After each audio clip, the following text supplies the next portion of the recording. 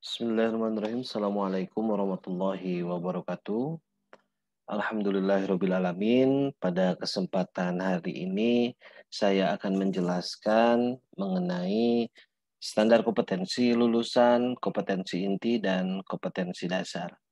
Di mana materi ini adalah lanjutan dalam mata kuliah Telaah Kurikulum dan Perencanaan Pembelajaran Ekonomi untuk mahasiswa program studi Pendidikan Ekonomi Fakultas Keguruan dan Ilmu Pendidikan Universitas Pasundan. Analisis SKL, KI, dan KD merupakan titik awal perencanaan pembelajaran. Perlu dipahami kerangka berpikir terkait analisis SKL, KI, dan KD ini agar pembelajaran yang disajikan berjalan sesuai skema besar pencapaian standar kompetensi lulusan pada kurikulum 2013. Berangkat dari cita-cita dan impian penerapan kurikulum 2013, kurikulum 2013 diterapkan bukan sekedar update pengetahuan dan keterampilan saja.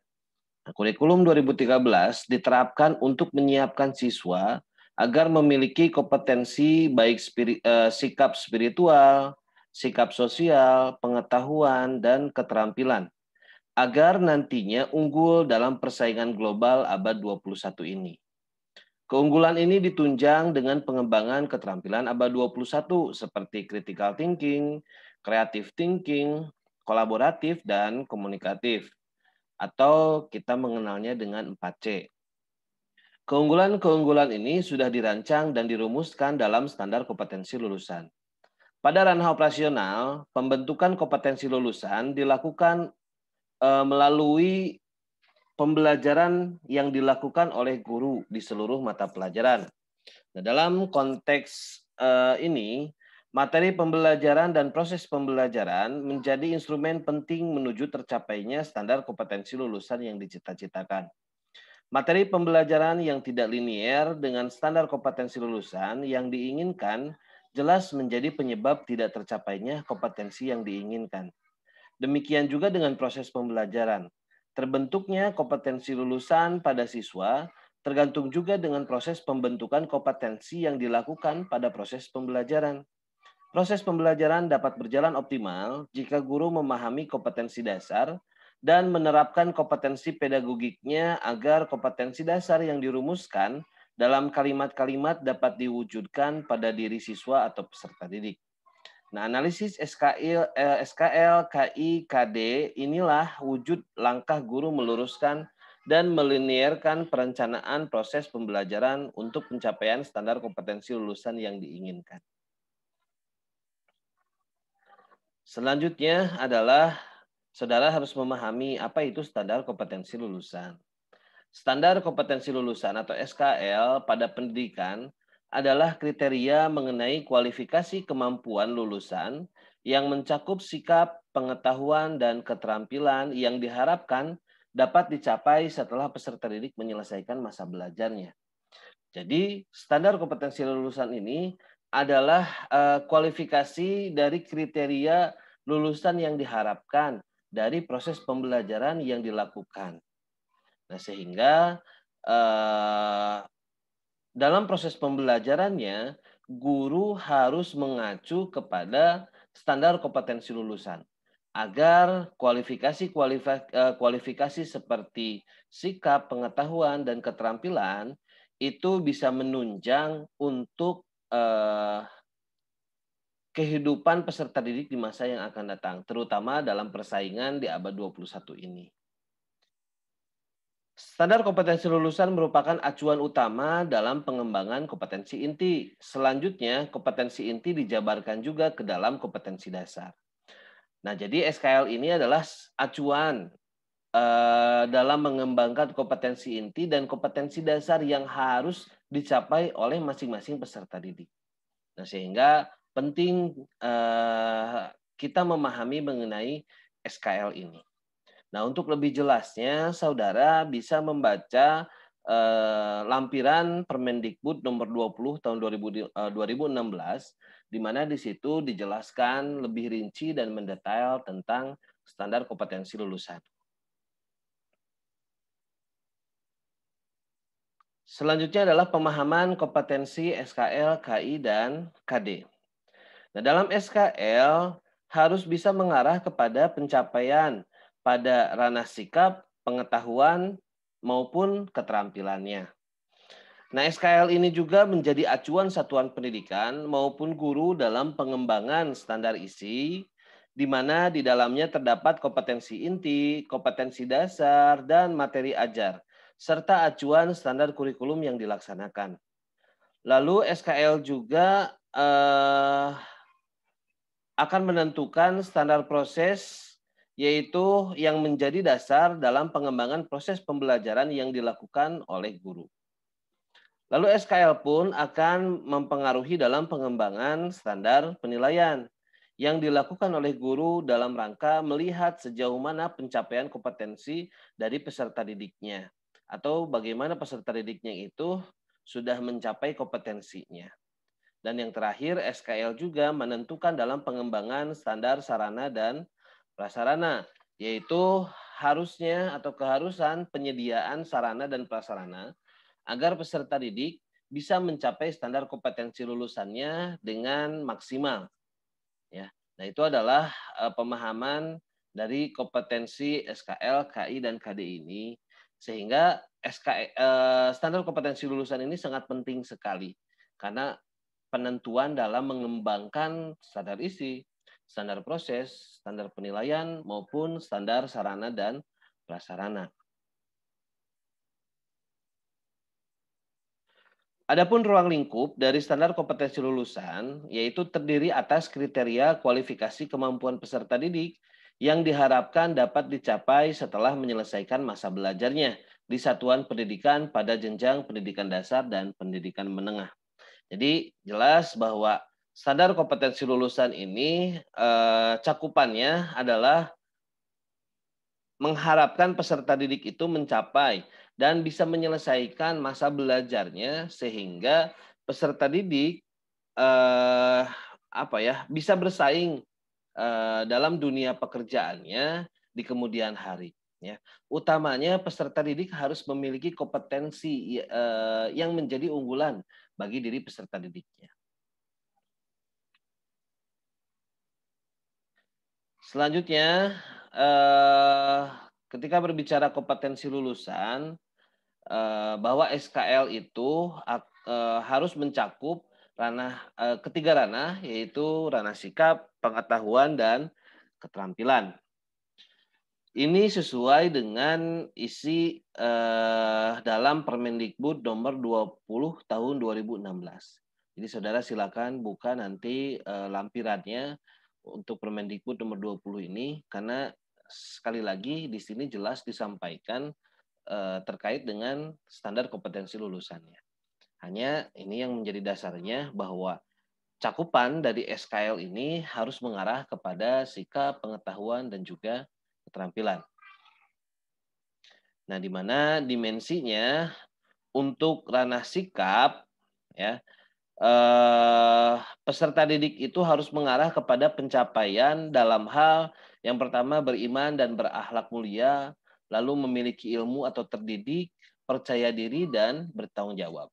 Sementara dalam dimensi pengetahuan yang harus dicapai oleh peserta didik adalah agama, iptek, seni, dan budaya, maksudnya pengembangannya, dan juga dimensi pengetahuan mengenai faktual, konseptual, prosedural, dan metakognitif yang sebetulnya ini sudah pernah dijelaskan pada mata kuliah yang lainnya. Begitupun di sisi keterampilan, pada dimensi keterampilan, bagaimana peserta didik harus bisa berpikir LOTS maupun HOTS, lalu peserta didik pun harus bisa memiliki psikomotorik, ya, keterampilan dalam kompetensi yang diharapkannya gitu ya. Jadi memiliki keterampilan. Seperti contohnya kalau misalkan materi tentang akuntansi, berarti peserta didik harus memiliki keahlian dalam penyusunan laporan keuangan. Dan juga berbasis pengetahuan. Nah, dalam keterampilan ini juga harus dibarengi dengan pengetahuan-pengetahuannya. Sehingga keterampilan yang diharapkan atau keterampilan yang dicapai itu sesuai dengan pengetahuan yang diharapkannya. Nah, implementasi dimensi sikap, pengetahuan, dan keterampilan memperhatikan pertumbuhan dan perkembangan anak sesuai dengan jenjang pendidikannya. Jadi ketiga ranah ini, sikap, pengetahuan, maupun keterampilan, itu harus bisa disesuaikan dengan perkembangan anak dan juga tingkat jenjang pendidikan peserta didiknya.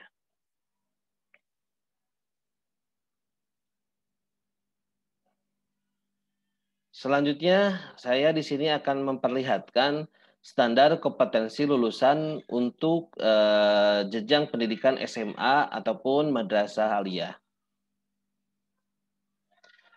Nah, terdapat 3 ranah seperti yang sudah dijelaskan sebelumnya. Nah, yang pertama adalah kita melihat dari sisi ranah sikapnya. Nah, standar kompetensi lulusannya itu diharapkan memiliki perilaku yang mencerminkan sikap yang pertama beriman dan bertakwa kepada Tuhan Yang Maha Esa. Lalu yang kedua berkarakter, jujur dan peduli. Yang ketiga bertanggung jawab. Yang keempat pembelajar sejati sepanjang hayat. Yang kelima sehat jasmani dan rohani. Nah, sesuai dengan perkembangan anak di lingkungan keluarga, sekolah, masyarakat, dan lingkungan alam sekitar, bangsa, negara, kawasan regional, dan internasional. Nah, ini adalah standar kompetensi lulusan yang harus dicapai oleh peserta didik jenjang SMA atau madrasah aliyah, ya. Jadi harus memiliki perilaku-perilaku ini gitu ya. Harus mencapai. Nah, dalam mencapai standar kompetensi lulusan ini, dalam perencanaan yang dilakukan oleh seorang guru untuk proses pembelajarannya harus bisa mengarahkan kepada pencapaian ranah ini, ranah sikap ini. Sehingga diharapkan dengan proses pembelajaran yang dilakukan oleh seorang guru dengan memperhatikan ranah sikap ini, peserta didik mampu untuk memenuhi standar kompetensi lulusan. Ya, sehingga dikatakan bahwa peserta didik itu telah mencapai standar kompetensi lulusan yang baik. Lalu yang kedua, dilihat dari ranah pengetahuan. Standar kompetensi lulusan untuk ranah pengetahuan yaitu peserta didik harus memiliki pengetahuan faktual, konseptual, prosedural, dan metakognitif pada tingkat teknis, spesifik, detail, dan kompleks berkenaan dengan ilmu pengetahuan, teknologi, seni, budaya, dan humaniora. Mampu mengaitkan pengetahuan di atas dalam konteks diri sendiri, keluarga, sekolah, masyarakat, dan lingkungan alam sekitar, bangsa, negara, serta kawasan regional dan internasional. Nah, ini adalah standar kompetensi lulusan untuk ranah pengetahuan pada jenjang SMA atau madrasah aliyah. Ya. Jadi peserta didik itu harus mencapai ini. Ya, harus mencapai standar kompetensi lulusan ini. Dengan ya seperti tadi, bagaimana caranya guru dalam menyusun proses pembelajarannya itu harus mengarah kepada standar kompetensi lulusan ini. Sehingga nantinya peserta didik mampu untuk mencapai standar kompetensi lulusan yang diharapkannya. Lalu yang ketiga dilihat dari ranah keterampilan. Diharapkan peserta didik memiliki keterampilan berpikir dan bertindak yang pertama kreatif, produktif, kritis, mandiri, kolaboratif, dan komunikatif melalui pendekatan ilmiah sebagai pengembangan dari yang dipelajari di satuan pendidikan dan sumber lain secara mandiri. Nah, ini juga adalah standar kompetensi lulusan utamanya adalah dalam ranah keterampilan yang harus dimiliki oleh peserta didik. Sehingga bagaimana guru harus bisa menyusun proses pembelajarannya yang mengarah kepada pencapaian ranah keterampilan ini, ya. Itu bagaimana caranya siswa itu harus bisa kreatif, harus produktif, kritis gitu ya, dan yang lainnya. Sehingga nantinya ketika selesai peserta didik di satuan pendidikannya, peserta didik memiliki kompetensi ini. Ya, memiliki kompetensi keterampilan ini. Nah, itu adalah ketiga standar kompetensi lulusan untuk jenjang SMA atau madrasah aliyah. Atau bisa juga untuk SMA LB gitu ya, luar biasa.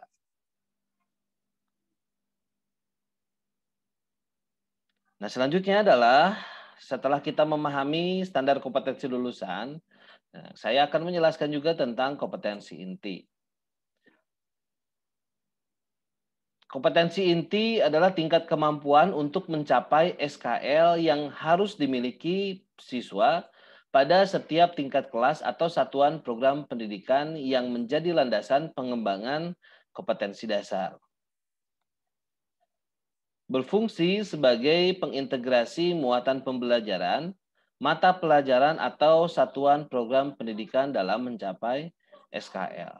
Nah, jadi kompetensi ini adalah jabaran atau penjabaran dari SKL yang sudah tadi dijelaskan, ya.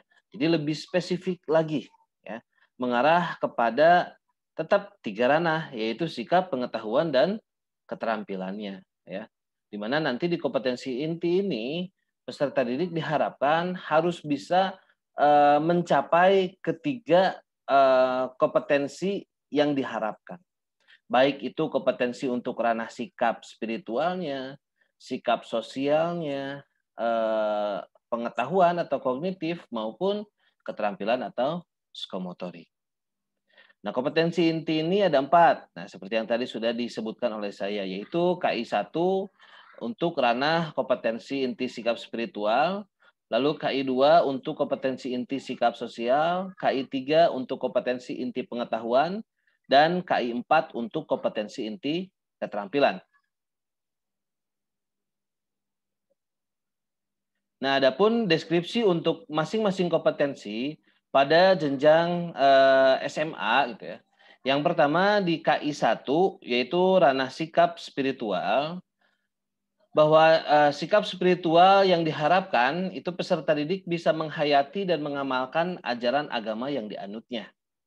Lalu untuk KI 2 yaitu sikap sosial, deskripsi kompetensinya bahwa peserta didik harus bisa menunjukkan perilaku jujur, disiplin, tanggung jawab, peduli atau gotong royong, kerjasama, toleran, damai, santun, responsif, dan proaktif sebagai bagian dari solusi atas berbagai permasalahan dalam berinteraksi secara efektif dengan lingkungan sosial dan alam serta menempatkan diri sebagai cerminan bangsa dalam pergaulan dunia.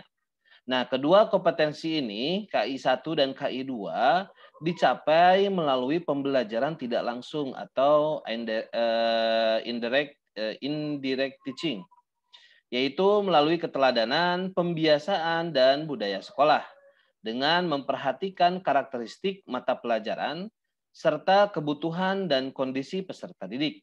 Penumbuhan dan pengembangan kompetensi sikap dilakukan sepanjang proses pembelajaran berlangsung, dan dapat digunakan sebagai pertimbangan guru dalam mengembangkan karakter peserta didik lebih lanjut.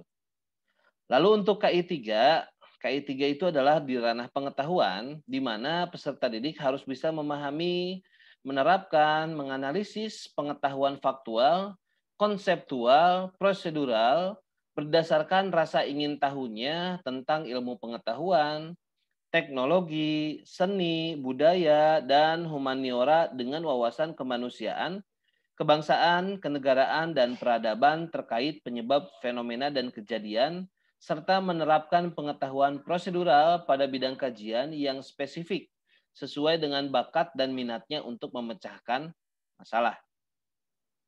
Nah, di KI 3 ini lebih mengarah kepada pengetahuan, ya, di mana kalau kita perhatikan dari deskripsi ini, jika kita melihat dari dari taksonominya, itu berada pada C2 sampai dengan C5 untuk ranah tingkat SMA ya.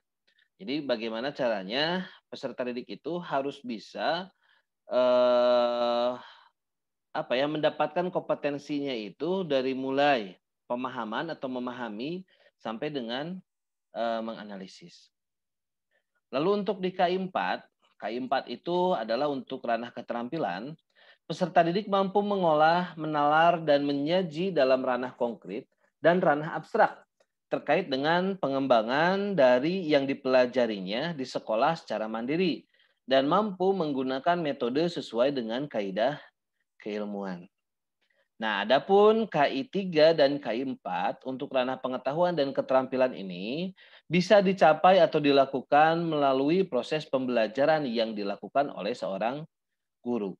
Jadi kalau KI 1, KI 2 itu lebih kepada pembelajaran tidak langsung yang sifatnya itu keteladanan, pembiasaan gitu ya, dan budaya sekolah, budaya yang diciptakan oleh sekolah gitu ya. Sementara KI 3 dan KI 4 itu lebih mengarah kepada proses pembelajarannya. Jadi pencapaian kompetensinya itu dicapai dari proses pembelajaran yang dilakukannya sesuai dengan nanti kompetensi dasarnya. Ya. Nah, itu adalah deskripsi mengenai kompetensi inti, masing-masing kompetensi inti.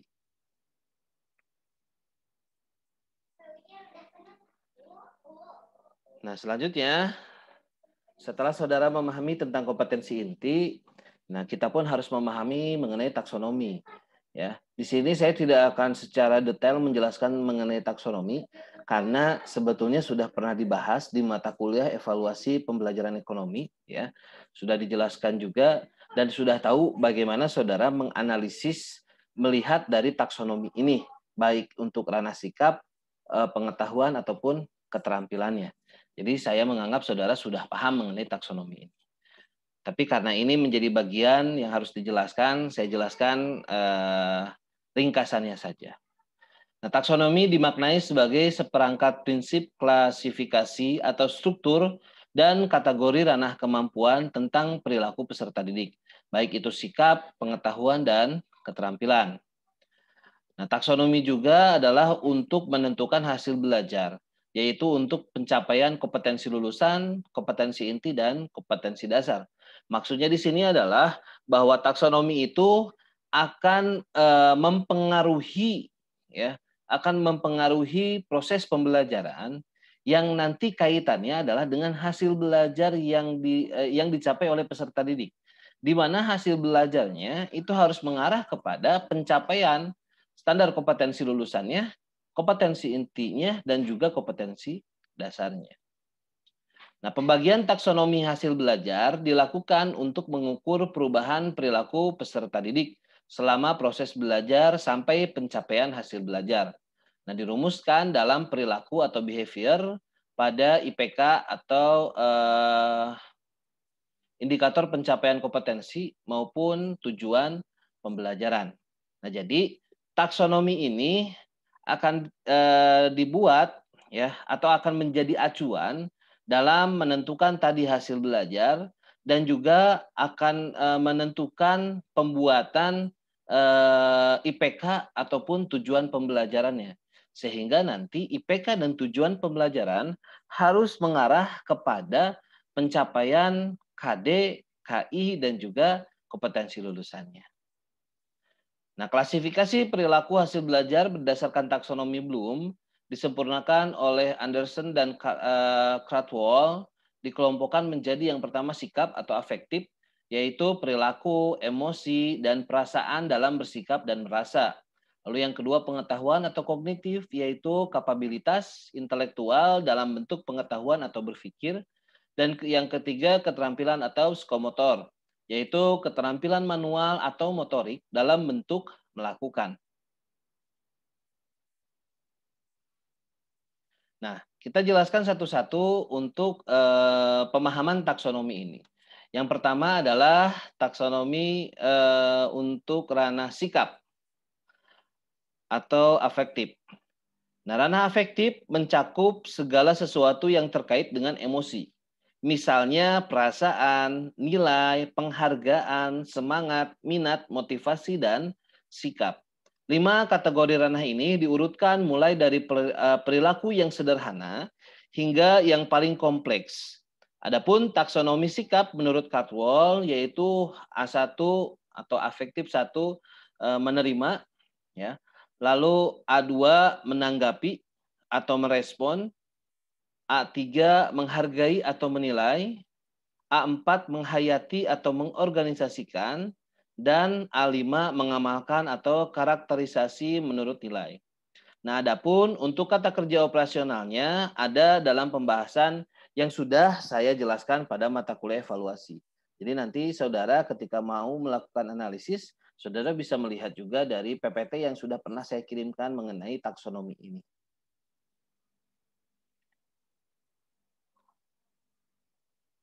Nah, adapun untuk KI ranah sikap ini, ya, ini ada juga deskripsinya, penjelasannya. Jadi silakan nanti bisa dipelajari lebih dalam oleh saudara.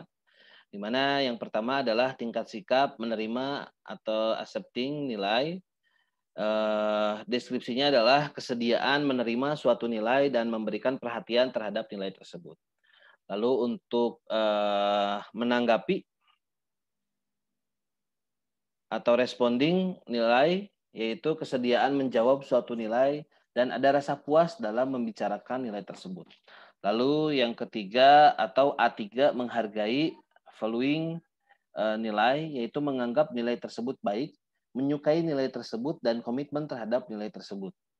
Lalu yang keempat atau A4 menghayati organizing atau internalizing nilai, yaitu memasukkan nilai tersebut sebagai bagian dari sistem nilai dirinya.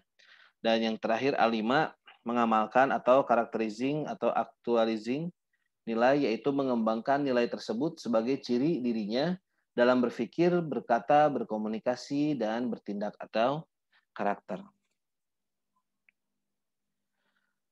Nah, lalu yang selanjutnya di sini adalah taksonomi Bloom revisi untuk ranah pengetahuan atau kognitif. Nah, ranah kognitif atau pengetahuan mengurutkan keahlian berpikir sesuai dengan tujuan yang diharapkan.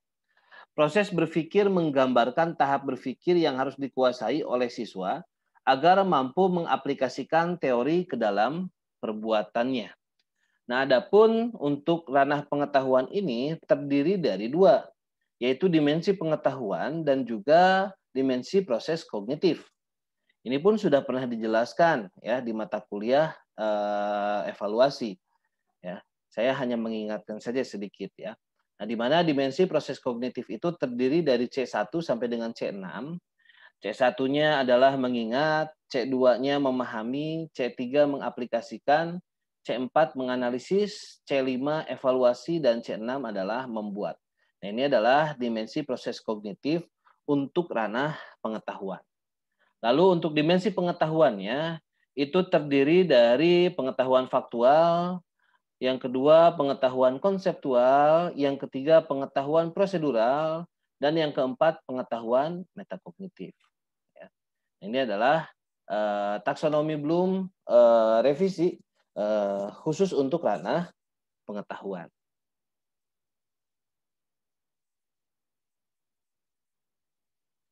Nah, untuk dimensi proses kognitif itu terdiri dari 6. Yang pertama C1 atau kognitif 1, yaitu mengingat atau remember. Nah, penjelasannya adalah mengingat kembali pengetahuan dari memori, yaitu yang sudah dipelajari oleh peserta didik pada proses pembelajarannya. Lalu C2 memahami atau understand, yaitu mengkonstruksi makna dari pesan lisan, tulisan, dan atau grafis. Lalu C3 menerapkan atau apply, penggunaan prosedur dalam situasi yang diberikan atau situasi baru. Untuk C4 menganalisis atau analis, yaitu menguraikan materi ke dalam bagian-bagian dan bagaimana bagian-bagian itu saling berhubungan satu sama lain dalam keseluruhan struktur. Lalu C5 mengevaluasi atau evaluate, membuat keputusan berdasarkan kriteria dan standar. Dan yang terakhir C6 mengkreasi atau create, yaitu menempatkan elemen-elemen secara bersamaan ke dalam bentuk modifikasi atau mengorganisasikan elemen-elemen ke dalam pola baru atau struktur baru. Nah, ini adalah dimensi proses kognitif dari mulai C1 sampai dengan C6. Di mana ini nanti akan melihat sesuai dengan kompetensi dasar masing-masing gitu ya. Mengacu kepada kompetensi dasarnya. Nah, selanjutnya, jika tadi proses kognitif sekarang kita akan menjelaskan tentang dimensi pengetahuannya. Di mana dimensi pengetahuan seperti yang sudah dijelaskan itu ada 4. Yang pertama pengetahuan faktual, yaitu pengetahuan terminologi atau pengetahuan detail yang spesifik dan elemen. Nah, maksudnya juga di sini adalah pengetahuan teknis dan spesifik, detail dan kompleks berkenaan dengan ilmu pengetahuan, teknologi, seni, dan budaya terkait dengan masyarakat dan lingkungan alam sekitar bangsa, negara, kawasan, regional, dan internasional. Lalu dimensi pengetahuan yang kedua adalah pengetahuan konseptual, yaitu pengetahuan yang lebih kompleks berbentuk klasifikasi, kategori, prinsip, dan generalisasi. Konseptual juga bisa diartikan terminologi atau istilah dan klasifikasi, kategori, prinsip, generalisasi, teori, model, dan struktur yang digunakan terkait dengan pengetahuan teknis dan spesifik, detail, dan kompleks berkenaan dengan ilmu pengetahuan, teknologi, seni, dan budaya. Lalu yang ketiga, dimensi pengetahuan adalah pengetahuan prosedural atau operasional, yaitu pengetahuan tentang bagaimana melakukan sesuatu. Prosedural juga bisa diartikan pengetahuan tentang cara melakukan sesuatu atau kegiatan yang terkait dengan pengetahuan teknis, spesifik, algoritma, metode, dan kriteria untuk menentukan prosedur yang sesuai berkenaan dengan ilmu pengetahuan, teknologi, seni, dan budaya. Dan yang keempat, dari dimensi pengetahuan adalah pengetahuan metakognitif, yaitu pengetahuan tentang kognisi merupakan tindakan atas dasar suatu pemahaman meliputi kesadaran berpikir dan penetapan keputusan tentang sesuatu. Metakognitif juga bisa diartikan pengetahuan tentang kekuatan dan kelemahan diri sendiri dan menggunakannya dalam mempelajari pengetahuan teknis, detail, spesifik, kompleks, kontekstual, dan kondisional berkenaan dengan ilmu pengetahuan, teknologi, seni, dan budaya.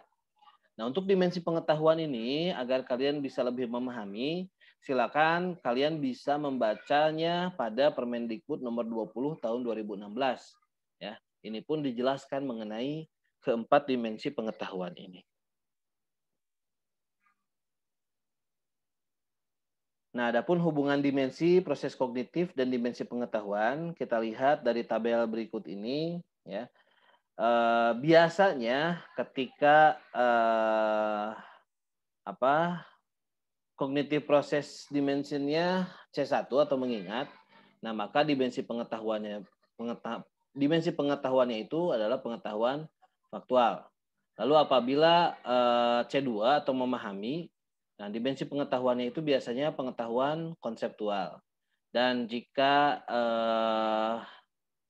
tingkat kognitifnya C3 atau menerapkan, maka biasanya dimensi pengetahuannya pengetahuan prosedural.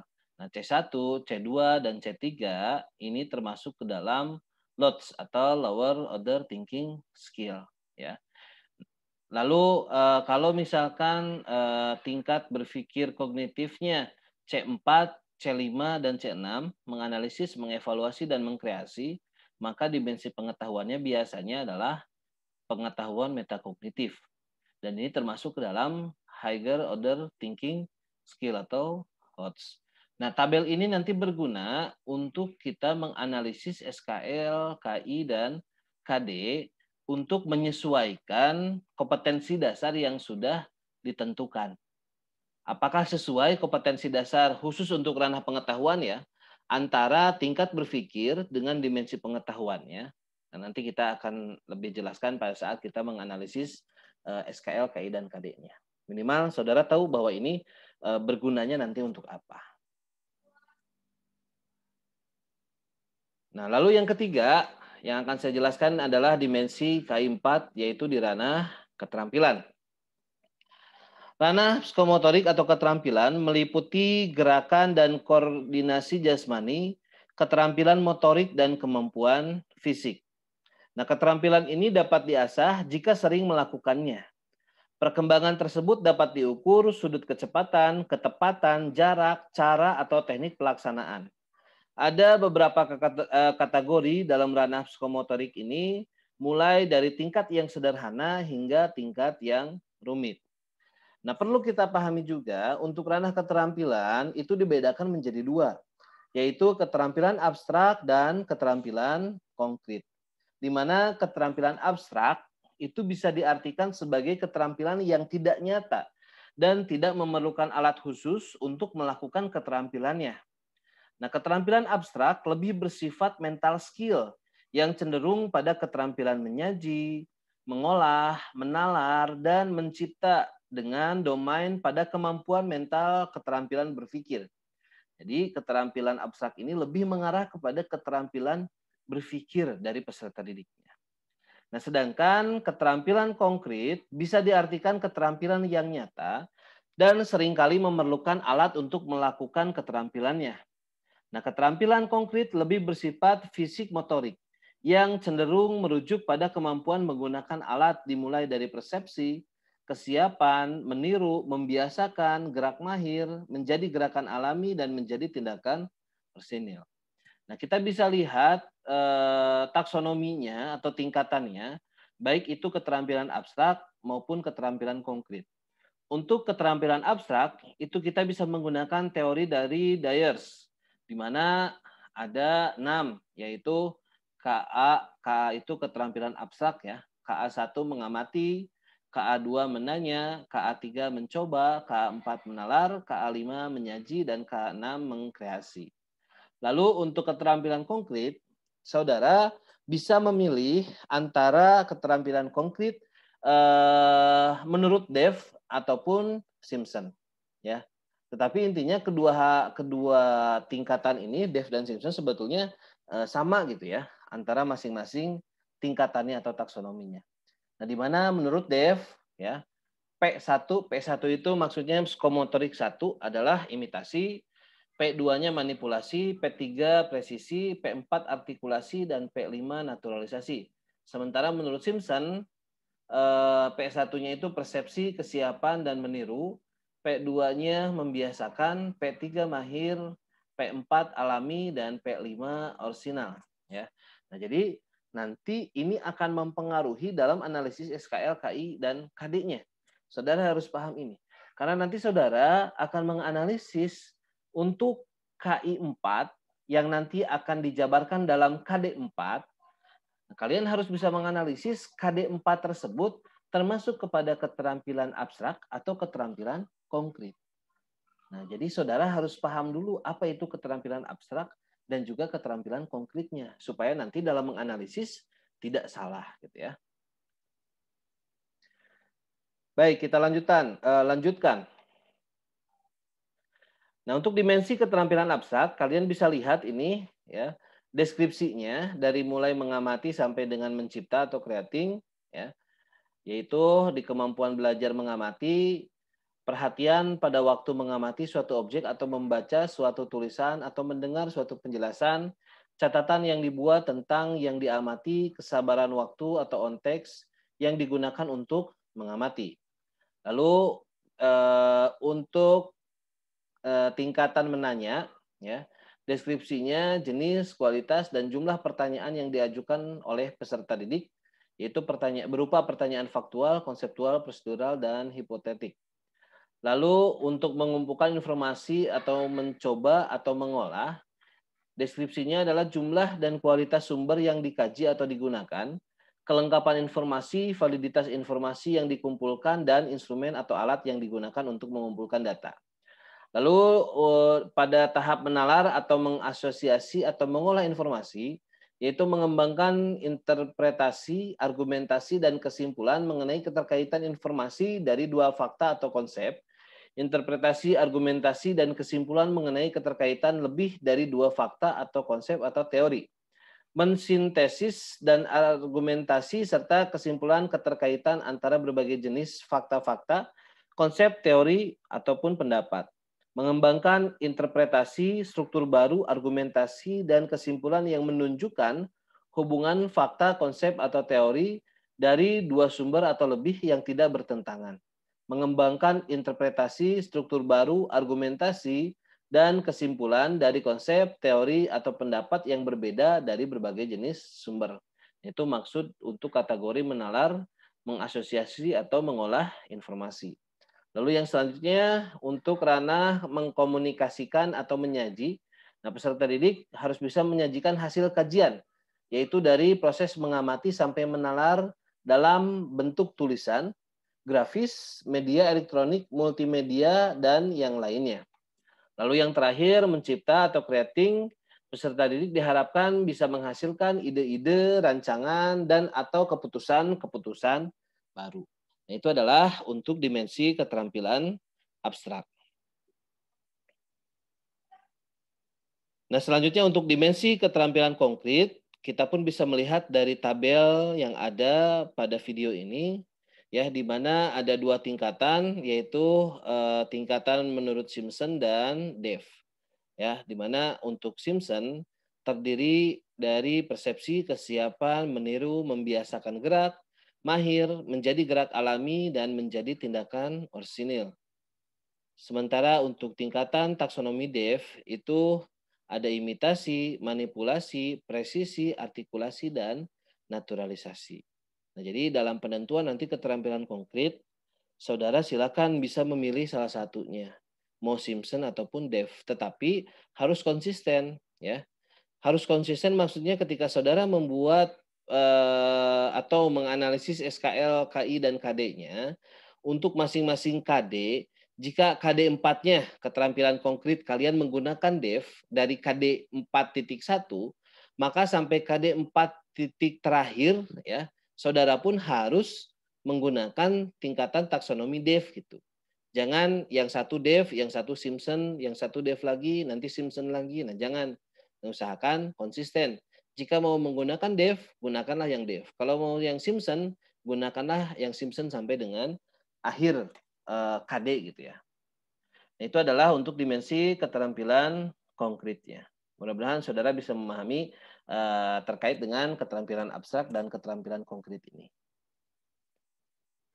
Nah, adapun di sini diperlihatkan tabel rincian gradasi sikap, pengetahuan, dan keterampilan. Ya, kalian bisa lihat di tabelnya. Nah, ini adalah nantinya untuk menentukan dalam menganalisis SKL, KI, dan KD, khusus untuk melihat kesesuaian masing-masing tingkatan, baik itu di tingkatan sikap, pengetahuan, dan keterampilannya. Jadi nanti saudara akan melihat dari tabel ini kesesuaiannya. Ya, contoh misalkan ketika pengetahuannya memahami, ya, lalu keterampilannya imitasi, berarti ada kesesuaian, ya, karena digradasinya itu sesuai gitu.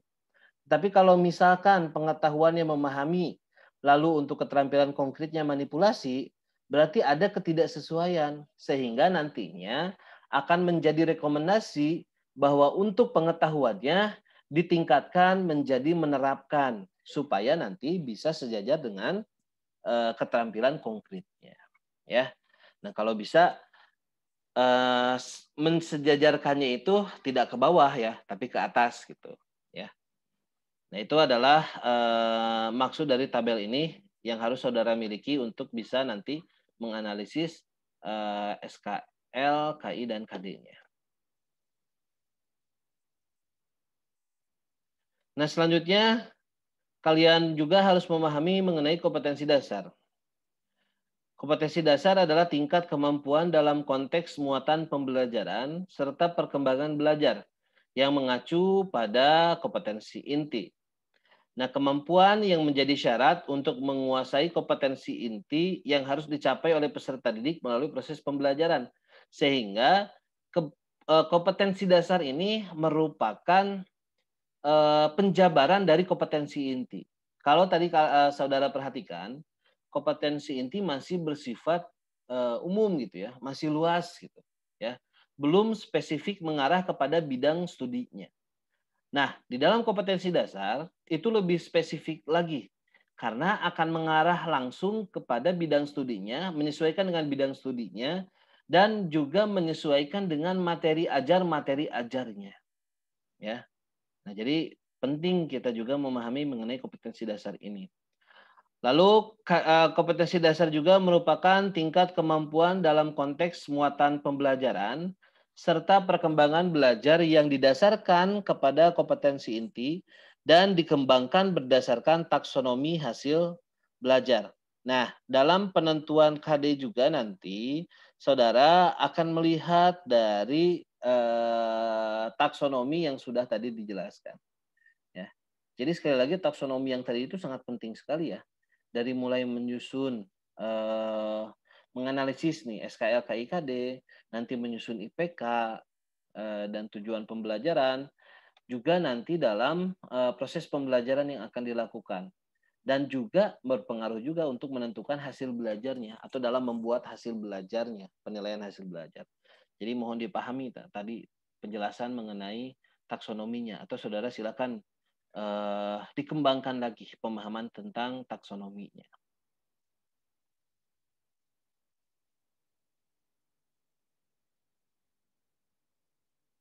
Nah, selanjutnya adalah pengertian analisis SKL, KI, dan KD.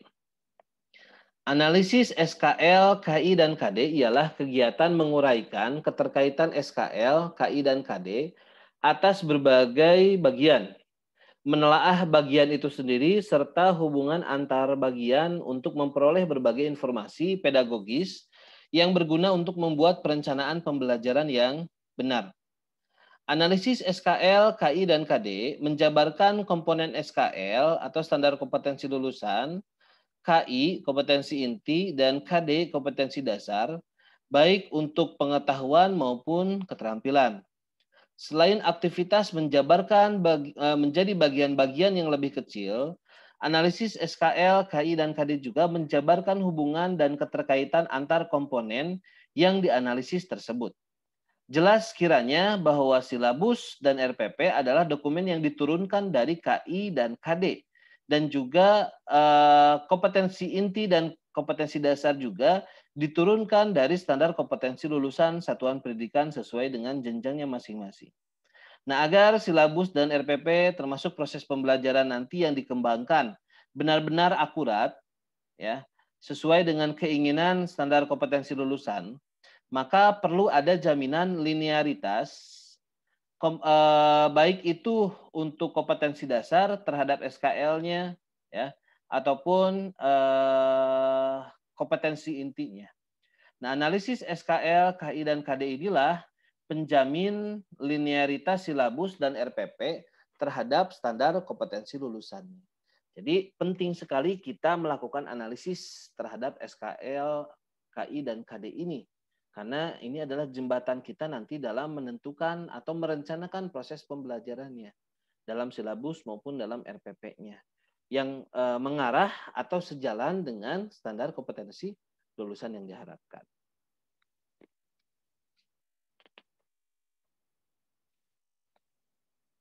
Nah, adapun langkah-langkah analisis keterkaitan SKL, KI, dan KD. Yang pertama adalah kita harus melakukan linearisasi antara KI dan KD dari pengetahuan, baik yaitu KI 3 dengan cara yang pertama melihat level kognitif pada KD dan KI. Lalu yang kedua melihat hubungan antara level kognitif dan dimensi pengetahuan.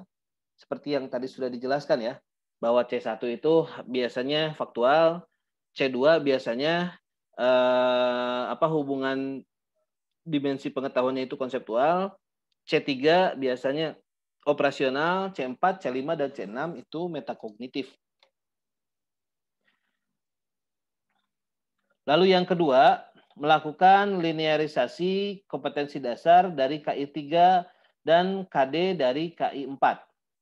Nah, di sini maksudnya kita juga harus bisa melihat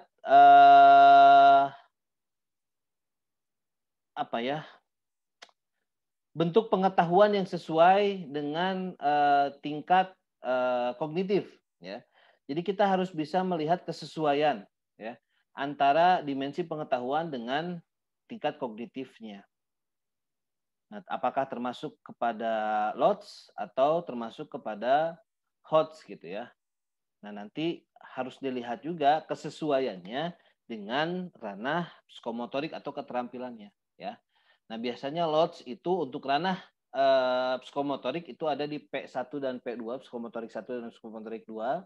Sementara untuk HOTS itu selaras dengan P3, P4, dan P5. Lalu yang ketiga, mengidentifikasi keterampilan yang perlu dikembangkan sesuai dengan rumusan KD dari KI 4. Apakah termasuk keterampilan abstrak atau konkret? Maksudnya di sini adalah saudara harus menganalisis untuk KD 4 ya, khusus ya untuk KD 4. Kita analisis terlebih dahulu KD tersebut apakah termasuk ke dalam keterampilan konkret atau keterampilan abstrak. Ketika kita sudah menentukan itu, barulah kita menentukan tingkatan taksonomi keterampilannya. Ya. Apakah termasuk P1, P2, P3, P4, atau P5? Atau jika keterampilan abstrak, apakah termasuk ke dalam KA1, KA2, KA3, sampai dengan KA6? Nah, itu langkah yang harus kita lakukan dalam menganalisis KD4 ya. KD4 yang terkait dengan keterampilan. Nah, lalu langkah selanjutnya adalah menentukan kesetaraan taksonomi KD pengetahuan dan taksonomi KD keterampilan dan rekomendasinya. Maksudnya di sini adalah kita harus bisa menentukan kesetaraan KD pengetahuan dengan KD keterampilannya. Ya. Seperti yang tadi saya sampaikan. Jika misalkan KD pengetahuannya itu lebih rendah daripada KD keterampilannya, maka harus kita rekomendasikan untuk KD pengetahuannya ada peningkatan ya. Yang tadi saya contohkan misalkan asalnya C2 ya. Nah, menjadi C3 direkomendasikan untuk C3 karena ranah keterampilannya itu berada di P3. Nah, itu harus kita analisis gitu ya. Dan harus kita jadikan rekomendasi. Sehingga ketika kita menyusun RPP ataupun silabusnya, kita akan melihat dari analisis ini. Sehingga dalam menganalisisnya, pengetahuan yang kita lakukan ya harus mengarah kepada C3. Walaupun dalam KD-nya itu setelah kita analisis termasuk ke dalam C2.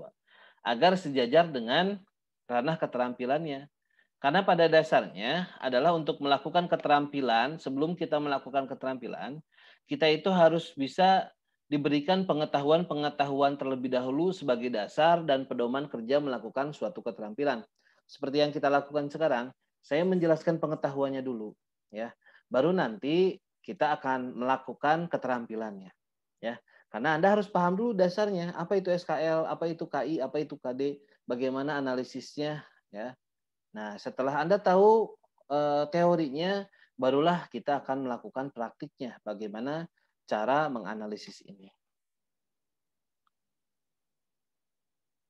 Nah, ini adalah salah satu contoh untuk analisis keterkaitan SKL, KI, dan KD pada mata pelajaran simulasi digital untuk ranah pengetahuan. Ya, misalkan ini dicontohkan KI 3 nanti kalian tinggal memindahkan saja ya dari Permendikbud nomor 37 tahun 2018. Jadi kalian harus punya itu gitu ya. Lalu kompetensi dasarnya pun sama, tinggal memindahkan. Nah, di analisisnya, untuk analisisnya, yang pertama kita analisis dulu KI-nya. Apakah sesuai tidak dengan KI kelas 10. Jika sesuai, kalian tinggal tuliskan saja sesuai. Lalu untuk analisis KD-nya, yang pertama adalah kita menganalisis tingkat dimensi kognitifnya. Untuk KD menerapkan pengelolaan informasi digital melalui pemanfaatan komunikasi daring atau online. Nah, kita lihat sesuai dengan kata kerja operasionalnya. Menerapkan pengelolaan, berarti kata kerja operasionalnya adalah menerapkan. Kita lihat di tingkat dimensi kognitifnya, termasuk kemana menerapkan, C1, C2, atau C3. Ya. Nah, ketika kita lihat ternyata termasuk C3, berarti kita tuliskan bahwa tingkat dimensinya adalah menerapkan, yaitu C3. Lalu jenis dimensi pengetahuannya, kita pun harus lihat dari KD-nya. Lihat dari struktur materinya. Kalau menerapkan tadi kata kerja operasionalnya, struktur materinya berarti di sini adalah pengelolaan informasi digital melalui pemanfaatan komunikasi daring atau online. pengelolaan informasi digital. Berarti jenis dimensi pengetahuannya termasuk ke dalam pengetahuan prosedural. Nah, sehingga nanti dituliskan jenis dimensi pengetahuannya adalah prosedural. Dengan memperhatikan dan mempertimbangkan dari dimensi-dimensi pengetahuan yang tadi sudah dijelaskan, ya. Apakah tadi konseptual, faktual, prosedural ataupun metakognitif. Nah, setelah itu ada rekomendasi KD, ya. Yang pertama, kesesuaian dimensi kognitif dengan bentuk pengetahuan. Kita lihat C3 prosedural sesuai atau tidak. Ya, kita lihat di tabel yang tadi. Ketika sesuai berarti kita tuliskan di sini sesuai. Ketika tidak sesuai seperti yang sudah dicontohkan sebelumnya, tulis tidak sesuai dengan rekomendasi, ya. Rekomendasinya misalkan contohkan misalkan di sini tingkat dimensinya C2 misalkan, ya. Nah, berarti di sininya tidak sesuai dengan prosedural. Rekomendasinya adalah untuk disesuaikan tingkat dimensi kognitif dari C2 atau pemahaman menjadi C3 menerapkan agar sesuai dengan jenis dimensi pengetahuan yaitu prosedural. Nah, tuliskan seperti itu nanti, ya. Lalu untuk ketercapaian dimensi kognitif dan bentuk pengetahuan KD mata pelajaran, nah ini nanti kalian tuliskan apakah di sini termasuk LOTS atau HOTS. Sama tinggal melihat dari tabel yang sudah saya berikan di sini, ya. Nah, itu salah satu contohnya. Tapi untuk nanti lebih jelasnya, insya Allah setelah saudara mempelajari video ini, kita akan melakukan kegiatan sinkronus, ya. Jadi nanti akan lebih dijelaskan untuk praktiknya dalam kegiatan sinkronus, termasuk nanti untuk tugas saudara membuat atau menganalisis SKL, KI, dan KD-nya. Oke, itu saja mungkin untuk materi pemahaman dasarnya dari materi analisis SKL atau standar kompetensi lulusan, kompetensi inti, KI, dan juga kompetensi dasar atau KD. Nah, kesimpulan dari materi ini diharapkan dari analisis SKL, KI, dan KD itu memberikan kita informasi penting terkait kompetensi inti dan kompetensi dasar. Nah, hasil analisis SKL, KI, dan KD penting antara lain adalah yang pertama untuk kompetensi dasar yang sudah dilinearisasi atau disesuaikan. Sehingga KD pengetahuan dan KD keterampilan cocok berpasangan atau sesuai. Nah, ini berarti kita sudah mantap pada titik tolak yang benar untuk menjabarkan pasangan KD ke dalam indikator pencapaian kompetensi atau kegiatan selanjutnya. Lalu yang kedua, seiring dengan itu ditemukan pula tingkat dimensi kognitif. Apakah berada pada C1, C2, atau C6? Hal ini memastikan kita mencari dan menggunakan kata kerja operasional atau KKO yang tepat untuk digunakan dalam indikator pencapaian kompetensi dan tujuan pembelajaran. Lalu analisis SKL, KI, dan KD menemukan bentuk pengetahuan faktual, konseptual, prosedural, ataupun metakognitif dan jenis keterampilan konkret maupun abstrak. Dan dengan itu memudahkan kita memilih model pembelajaran yang tepat untuk digunakan dalam proses pembelajarannya. Nah, pada tahap analisis SKL, KI, dan KD ini juga kita bisa membayangkan perolehan hasil belajar peserta didik. Apakah berada pada LOTS ataukah sudah berada pada HOTS atau High Order Thinking Skill. Itu adalah kesimpulan dari materi kita mengenai analisis SKL, KI, dan KD. Mudah-mudahan saudara bisa memahami teorinya, ya, teori dasarnya tentang ini, karena ini akan menentukan kita dalam kegiatan sinkronus untuk menyusun dan menganalisis SKL, KI, dan KD. Itu saja. Terima kasih atas perhatiannya. Kita akhiri. Billahi taufiq wal hidayah. Wassalamualaikum warahmatullahi wabarakatuh.